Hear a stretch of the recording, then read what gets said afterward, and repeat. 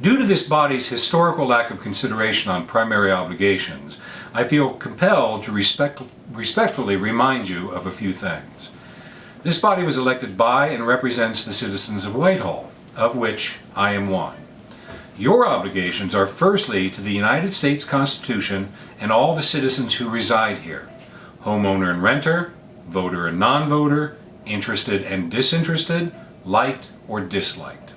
Therefore, the interests of your friends and political cronies must always take a back seat to your first obligations, those which are your moral and ethical duty.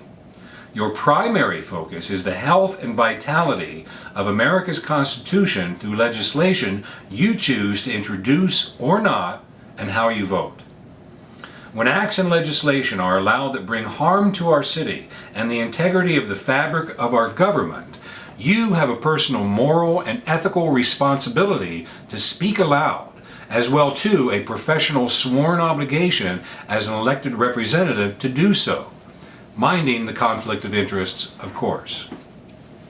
Silence in the face of your duty, as Martin Luther King Jr. pointed out, is a betrayal.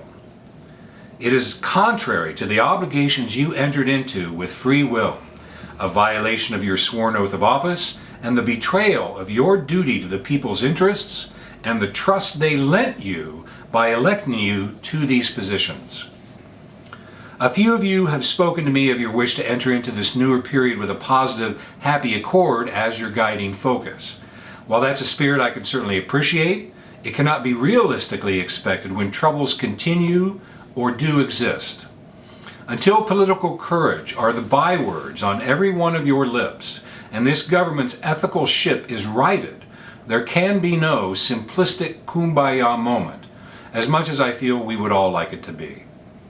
Finally then, I remind you that the citizens did not elect dry, toneless legislators, but rather their neighbors and fellow citizens whom they entrusted to lead them through the problems that exist here and stand as their respectful representatives in all matters. You are community leaders they rely on to help pave a way to a better community. And so, when matters that negatively affect the movement for that better community are allowed to exist and pass with only tight-lipped silence from you, you then become willing and active participants in the degradation, not the uplift, of our community. That is neither happy nor positive.